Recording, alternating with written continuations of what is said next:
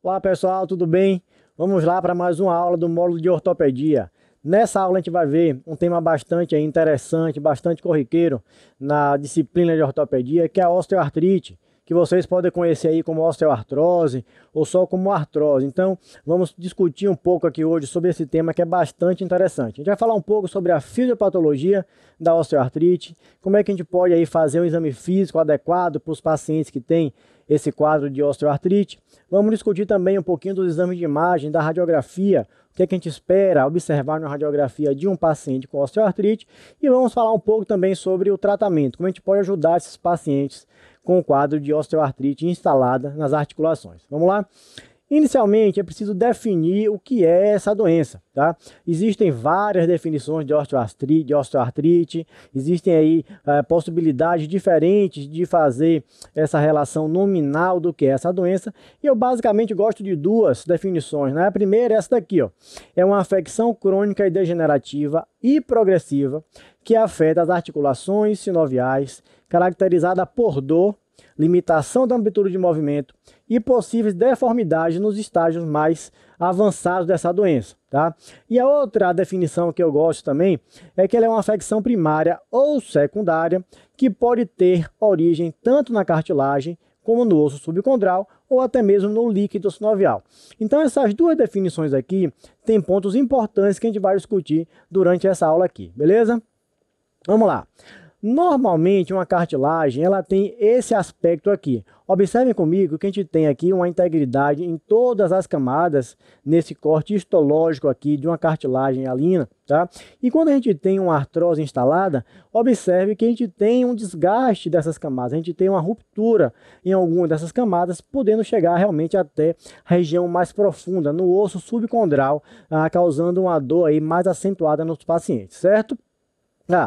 A etiologia ela pode ser variada também, tá? A gente tem dois grupos aí de causas possíveis da osteoartrite. Primeiro é a osteoartrite primária, que ocorre quando a gente tem alterações da fisiologia da cartilagem hialina, que são geneticamente determinadas, e aí vai se gerar esse processo de desgaste articular.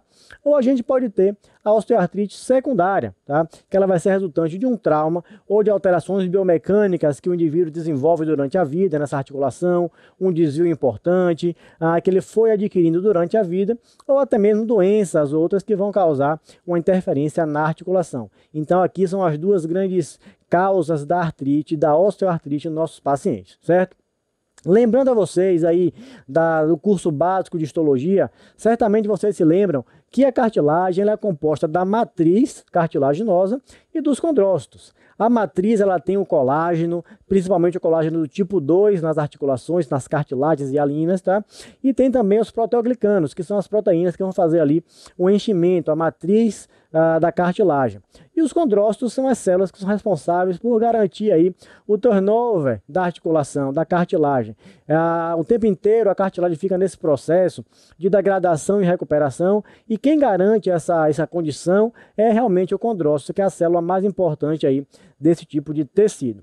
Lembrando para vocês também que nesse processo de degradação e recuperação da cartilagem, nós temos aí substâncias, enzimas importantes que vão atuar nesse processo. Nós temos aí os procatalisadores, que são as citocinas IL-1, o TNF-alfa, temos aí metaloproteases que vão ajudar a degradar essa cartilagem, e no outro polo, fazendo a formação da cartilagem, ajudando o processo de formação da cartilagem, nós temos aí fatores de crescimento e os inibidores das metaloproteinases. Então, esse processo de reparação e desgaste da cartilagem, ele funciona mais ou menos aqui com esses componentes, certo?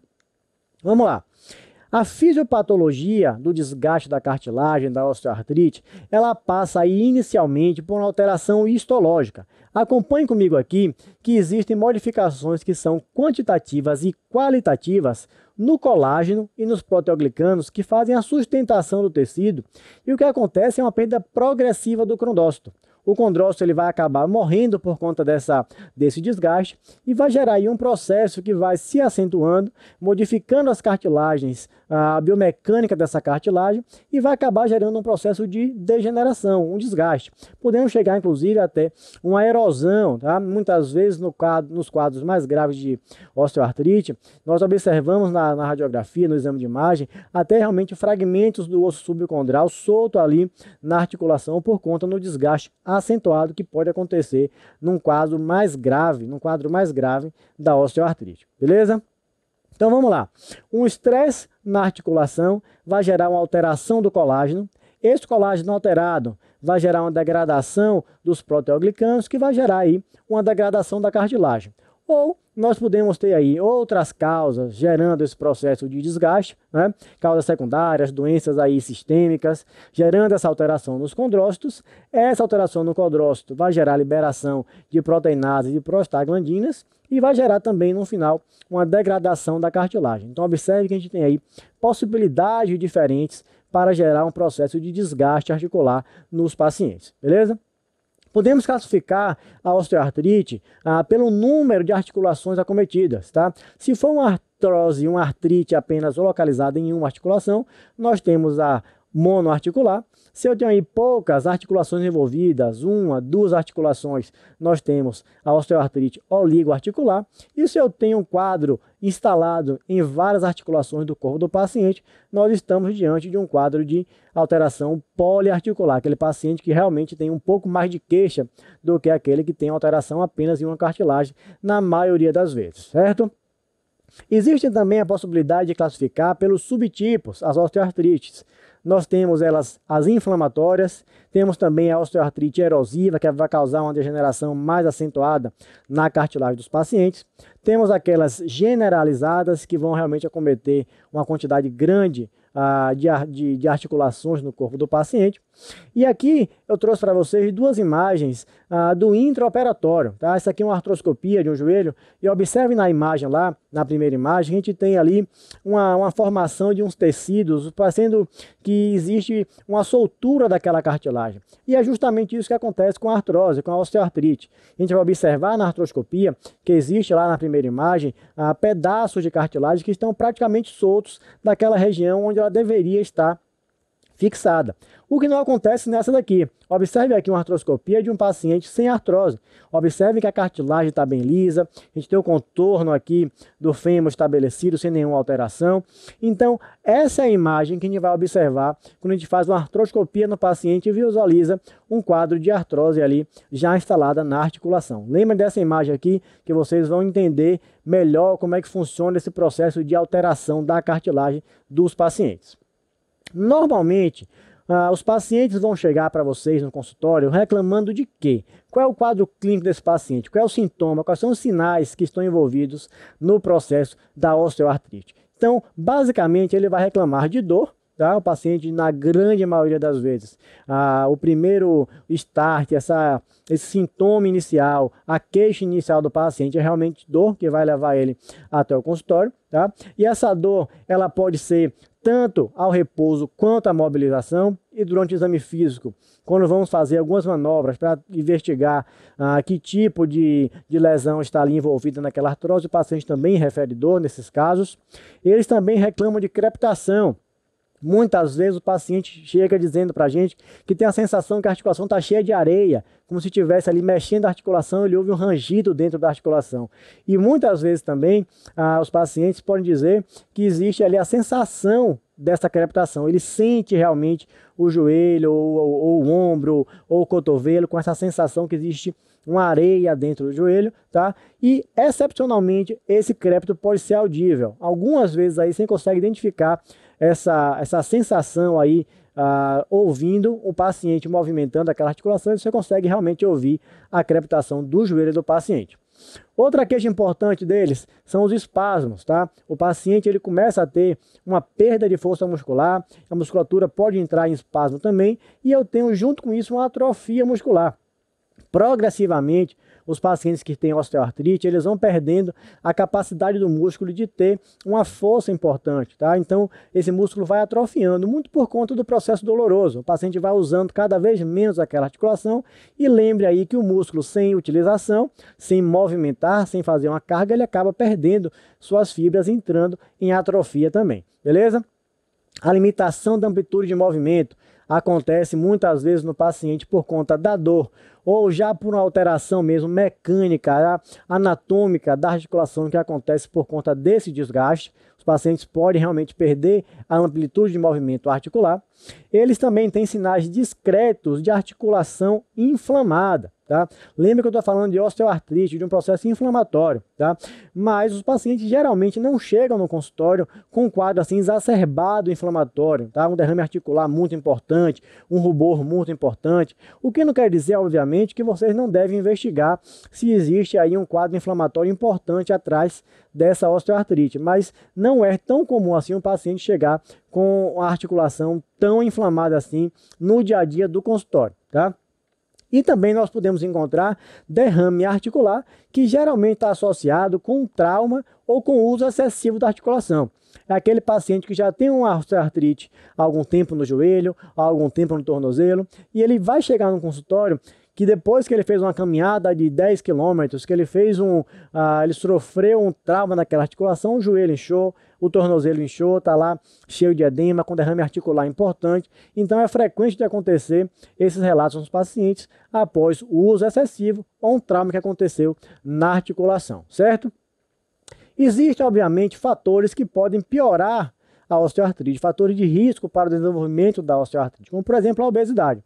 Lembrem aí que cada vez que eu aumento o peso de um indivíduo, que eu aumento o peso do paciente, alguém tem que suportar essa carga, tá? Imagine aí que a articulação ela funciona analogamente a uma balança, a um carro, por exemplo. Imagine aí que o amortecedor do carro, quando ele é feito, ele tem um peso que ele pode suportar durante uma quantidade de tempo. Se eu colocar mais peso em cima daquele amortecedor do carro, obviamente aquele amortecedor ele vai entrar em falha, ele vai quebrar, tá? E acontece da mesma maneira nas nossas articulações. Se o paciente está acima do peso, as articulações elas vão sofrer, obviamente, muito mais, vão ter uma possibilidade de suportar uma carga maior. E isso vai gerar um desgaste mais acentuado ou um desgaste mais precoce. Então a obesidade é um fator de risco importante para o desenvolvimento da osteoartrite. O estresse mecânico também. Os pacientes que têm alguma deformidade angular, que têm alguma alteração na conformação e distribuição de peso na articulação, também vai gerar um quadro de osteoartrite com um pouco mais de precocidade. Então, o estresse mecânico é um fator de risco também importante, que muitas vezes a gente corrige cirurgicamente para evitar que esse paciente desenvolva uma artrose mais acentuada, tá? Os traumas também são importantes. O paciente que tem aí uma fratura, por exemplo, uma fratura articular, que a gente já viu em outra aula, esse paciente ele pode aí desenvolver uma artrose mais precoce por conta desse trauma que ele teve e acabou lesionando a cartilagem articular, ou ele tem aí um degrau por conta da consolidação que aconteceu de uma maneira não tão adequada. Então o trauma também é um fator de risco importante para o desenvolvimento da osteoartrite, tá? Inflamação articular, lembrem de doenças inflamatórias sistêmicas, como por exemplo doenças reumáticas, também podem acentuar esse processo de osteoartrite, trazer aí essa lesão com um pouco mais de brevidade para os pacientes. Algumas doenças congênitas também podem gerar processo de desgaste articular de uma maneira muito mais precoce, e as doenças assim sistêmicas, doenças endócrinas, que vão causar um quadro sistêmico inflamatório, e as articulações certamente também vão ser acometidas por esse processo inflamatório, podendo gerar um processo de artrose, de osteoartrite muito mais precoce do que em outros casos, tá? O diagnóstico, a gente pode fazer basicamente pelo diagnóstico clínico e o diagnóstico de imagem, tá? O diagnóstico laboratorial, ele não é tão útil assim para os casos de osteoartrite, tá? Obviamente que a gente precisa investigar a suspeita de causas endocrinológicas, de doenças reumáticas, e aí sim a gente lança a mão dos exames de laboratório. Mas via de regra, para aquela artrose que não tem nenhuma causa secundária, que é uma causa primária, o exame de laboratório vai ter pouca alteração, às vezes um VHS pouco aumentado, discretamente aí com elevação, mas não é através dele que a gente vai fazer realmente o diagnóstico da osteoartrite.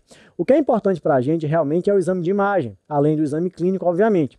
o que a gente vai observar na radiografia de um paciente que tem a osteoartrite? Geralmente a gente tem lá redução do espaço articular, as interlinhas articulares elas vão estar diminuídas por conta desse processo de artrose. Eu tenho esclerose do osso subcondral, tá? Eu vou mostrar uma imagem para vocês ilustrando o que é essa esclerose. O osso fica um pouco mais branco na região onde a gente tem o processo de artrose se desenvolvendo. Eu posso ter também a formação de osteófitos, de cistos subcondrais também. Às vezes pode acontecer também rarefação óssea, num caso mais grave de osteoartrite. Então, os achados radiográficos vão ser extremamente importantes para vocês diagnosticarem um quadro de osteoartrite nos pacientes, tá? Observe aqui comigo que essa radiografia, ela ajuda muito a gente a pensar na osteoartrite, tá? Olhem comigo aqui que a gente tem aqui na região medial, no compartimento medial desse joelho, já uma redução acentuada do espaço articular aqui, tá? Essa interlinha já está completamente sem aparecer na radiografia. Observem que no lado aqui lateral, no côndilo lateral, no compartimento aqui de fora, eu ainda tenho um espaço articular preservado, com um pouco de redução, mas quando eu olho aqui para dentro, para a parte medial do joelho, eu já não tenho realmente nenhum espaço articular. Observem também que aqui embaixo, nessa parte aqui do platô tibial, eu tenho um osso um pouco mais radiopaco, ele está um pouquinho mais branco. Essa aqui é a famosa esclerose subcondral. E aqui nessa região mais medial, eu tenho esses pontos aqui mais radiotransparentes. Isso aqui são os cistos subcondrais que acontecem na osteoartrite e são achados nos exames de radiografia. Então, diante de um exame desse aqui, você consegue realmente, facilmente fazer um diagnóstico de osteoartrite nos pacientes. Óbvio que eu tenho outros exames que também podem ser utilizados para ajudar no diagnóstico, a cintilografia óssea, a ressonância nuclear magnética, mas a radiografia, com certeza vocês vão conseguir fazer o diagnóstico da osteoartrite dos pacientes de vocês, certo? No exame, o que é importante vocês lembrarem, tá? Como é que eu faço o exame físico desses pacientes? Obviamente que eu preciso lembrar sempre de ter uma iluminação apropriada naquele ambiente onde eu vou fazer o exame físico. Posicionar bem o paciente é importante para que você fique próximo da articulação onde você vai investigar, tá? E sempre fazer a exposição da região também onde você vai examinar. Não adianta você fazer o exame físico do joelho do paciente com calça jeans, né? Então realmente é necessário a gente expor a articulação que a gente vai fazer a investigação durante o nosso exame, para que a gente possa ter a possibilidade de fazer um diagnóstico muito mais aí preciso e adequado para os nossos pacientes, tá? Esse exame físico ele vai passar por 3 estações. A gente vai fazer a inspeção daquele membro do paciente, tá? Da articulação que a gente quer investigar. Depois a gente vai partir para a palpação da articulação e depois para a movimentação da articulação. A gente vai observar a condição daquela articulação durante o movimento que ela faz, tá?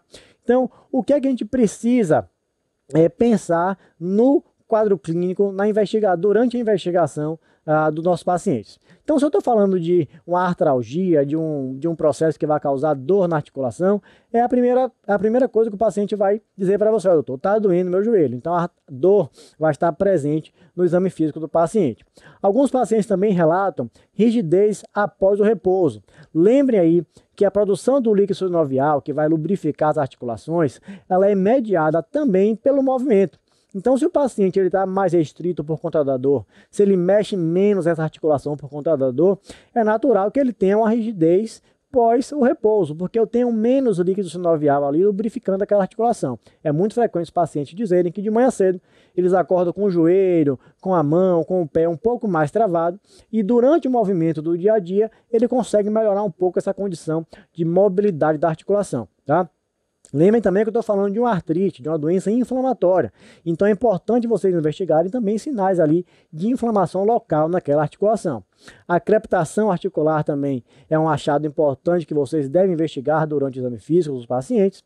E logicamente também investigar se existe alguma manifestação sistêmica dessa doença, tá? Não é porque o paciente chega reclamando para você apenas de dor no joelho, de uma artrose no joelho, que a gente vai negligenciar o resto das articulações todas, o resto do corpo inteiro do paciente, sem fazer essa investigação.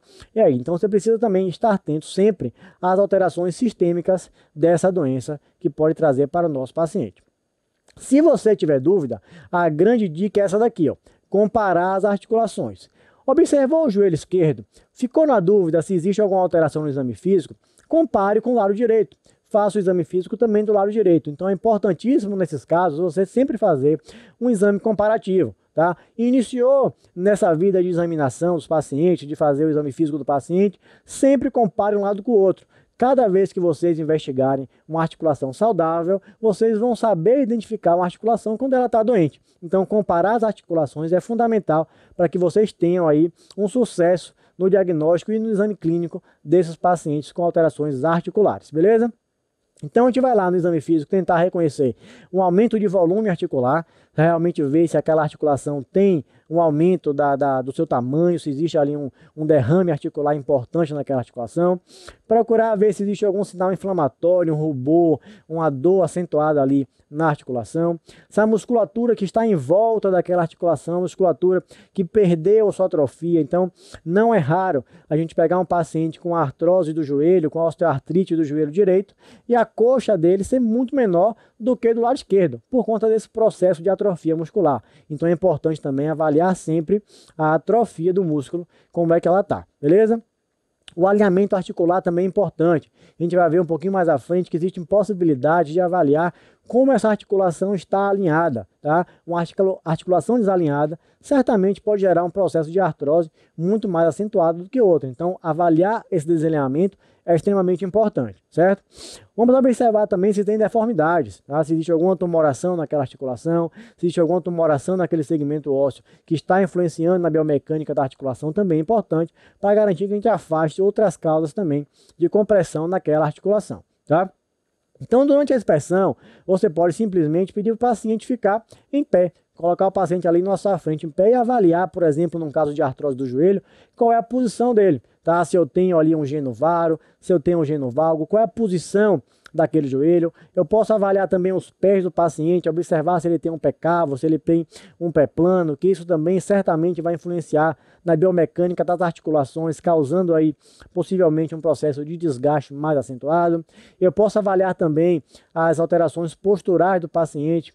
O paciente também tem alterações de desgaste articular, de osteoartrite nas articulações facetárias da coluna. Então avaliar a cifose, avaliar a escoliose é importantíssimo nesses casos, os pacientes que referem essa dor na coluna. Então observe que o exame clínico, o exame físico desses pacientes é um exame realmente extenso, que você precisa estar atento a diversos fatores para realmente conseguir diagnosticar um quadro de osteoartrite nesses pacientes, tá? E preste atenção sempre, por favor, ao IMC do paciente. Tá? Muitos pacientes realmente chegam no consultório com peso acentuado, com um MC muito elevado e eles realmente reclamam da artrose, reclamam de dor. Então, toda vez que eu tenho um sobrepeso, esse amigo aqui, ele certamente vai ter uma lesão no quadril, uma lesão no tornozelo, no joelho, por conta do sobrepeso. Então, sempre alerte os pacientes, converse com os pacientes sobre essa necessidade de controlar o peso no caso da osteoartrose, tá? Inicialmente, a gente pode observar na imagem isso daqui nos pacientes, tá? Eu ilustrei aqui para vocês um quadro de desvio articular. Observe que essa senhora aqui já tem nódulos nas articulações. Essa paciente já tem um desvio também angular aqui nos dedos. Então, um quadro clínico que a gente observa nos pacientes de artrose é esse daqui. Alteração na conformidade, tá? A gente observa isso na inspeção do paciente. Observe mais uma vez aqui, nessa mesma paciente em perfil, que ela já tem uma alteração realmente acentuada aqui nas articulações interfalangianas, denotando para a gente que ela tem uma alteração articular, ela tem um desgaste articular importante, gerando esse processo aí de deformidade nessas articulações da mão. Tá? Aqui eu estou comparando para vocês um exame, uma inspeção, uma fotografia e um exame radiográfico, uma radiografia. Então, olhem aqui que além desse anel bonito que ela tem aqui, ela tem um aumento de volume nessa articulação interfalangiana proximal aqui, que se reflete na radiografia. Observe que eu já não tenho aqui um espaço articular acentuado, eu já tenho até uma subluxaçãozinha aqui dessa articulação, um osso esclerótico bem radiopaco aqui. Então o que a gente vai observar na radiografia é realmente a expressão do que a gente observa na inspeção do paciente, certo? Aqui ainda a gente observa uma alteração importante no posicionamento, no alinhamento do joelho. Esse paciente tem aqui um afastamento da região aqui mais distal dos membros inferiores, unindo os dois joelhos, um genovalgo importante. Imagine que essa condição aqui vai gerar uma sobrecarga muito acentuada em um dos compartimentos do joelho. Esse paciente acaba gerando uma artrose de uma maneira muito mais precoce, realmente por conta dessa falta de alinhamento habitual e anatômica desses joelhos daqui, tá? E o que a gente pode fazer para ajudar esses pacientes? Inicialmente, o tratamento, a gente precisa educar os pacientes, conscientizar os pacientes para a mudança nos seus hábitos de vida. Se aquele paciente que está obeso, está acima do peso, perder um pouco de peso. Se aquele paciente que usa de mata articulação em uma atividade esportiva excessiva, ele tentar reduzir aí a atividade até uma melhora do quadro. Então, a gente tem medidas gerais de controle desse processo inflamatório. Tá? Feito isso, a gente pode corrigir os riscos, os fatores de risco que estão influenciando naquela articulação. A obesidade, a sobrecarga. Uma pessoa que tem uma deformidade, a gente pode fazer uma cirurgia para reduzir essa deformidade e tentar alinhar da melhor maneira possível esse membro. Então existem medidas corretivas para esses casos. O repouso ele pode ser feito aí para aqueles pacientes que têm muita dor, mas cuidado com o repouso muito prolongado para os pacientes, porque isso pode gerar realmente aí um quadro de maior atrofia muscular e maior instabilidade articular, gerando mais dor futuramente para esses pacientes. Então, repouso aí para os pacientes que realmente têm um quadro mais acentuado de dor, um quadro mais grave de dor, é importante fazer, tá? É importantíssimo orientar sempre as pessoas, os pacientes, a utilizarem elementos que vão ajudar a diminuir o peso, diminuir a carga na articulação. Então, o paciente tem muita dor no joelho, tem uma artrose avançada no quadril, é preciso utilizar uma bengala, utilizar uma muleta, para evitar que aquela articulação tenha sobrecarga. Esse daqui é um ponto fundamental no sucesso do tratamento da osteoartrite. Então, vocês precisam aí conscientizar o paciente de vocês para o uso de objetos que vão aí ajudar a reduzir a carga na articulação. Muletas e bengalas são muito bem-vindas para os pacientes em tratamento de osteoartrite, tá? E também podemos, obviamente, esses pacientes iniciar um processo de reabilitação, tá? Fazer uma fisioterapia aí com as mais diversas técnicas que os fisioterapeutas têm para ajudar esses pacientes. Então, a reabilitação é mandatória para os pacientes que vão entrar em tratamento para a osteoartrite. De medicamentos, o que a gente pode fazer para esses pacientes? Inicialmente os analgésicos, né? Seguindo aí a escala do OMS de dor, iniciar com a dipirona, com paracetamol, subir a escala para uma codeína, para um tramadol, a depender da dor do paciente a gente pode manejar. Os anti-inflamatórios também não hormonais podem ser usados, obviamente lembrando que os anti-inflamatórios precisam ser utilizados com parcimônia, cuidado com a prescrição de anti-inflamatórios prolongados para os pacientes, evitem essa prescrição discriminada, então tenham bastante cuidado com os anti-inflamatórios, os mais diversos, tanto os inibidores da COX-1 quanto da COX-2, tenham cuidado na prescrição, mas eles também podem ser utilizados. Podemos fazer também a viscosuplementação, tá? Podemos fazer aí infiltrações com ácido hialurônico, que tem ajudado muitos pacientes a reduzir o quadro inflamatório, a melhorar a condição de mobilidade desses pacientes. Podemos também utilizar medicamentos tópicos para aliviar a dor do paciente. E também temos a possibilidade de uso de condroprotetores, que são aí basicamente a condoitina, a glicosamina e o colágeno, mas a literatura ainda não suporta assim fielmente, não suporta a utilização, a prescrição para todos os pacientes para condroprotetores. Então aí tem um pouquinho de cuidado também na prescrição dos condroprotetores para os pacientes, certo? Então nessa aula aí a gente viu aí a fisiopatologia da osteoartrite, como é que a gente faz o exame físico dos pacientes, o que é que a gente encontra na radiografia, e é importante que vocês estejam atentos a todos os achados da imagem, porque vão ajudar vocês para o diagnóstico da osteoartrite, e vimos também como fazer um tratamento adequado para os pacientes, para melhorar esse quadro de dor que incomoda tantos pacientes dentro da ortopedia. Espero que vocês tenham gostado da aula, a gente se vê na próxima, um abraço.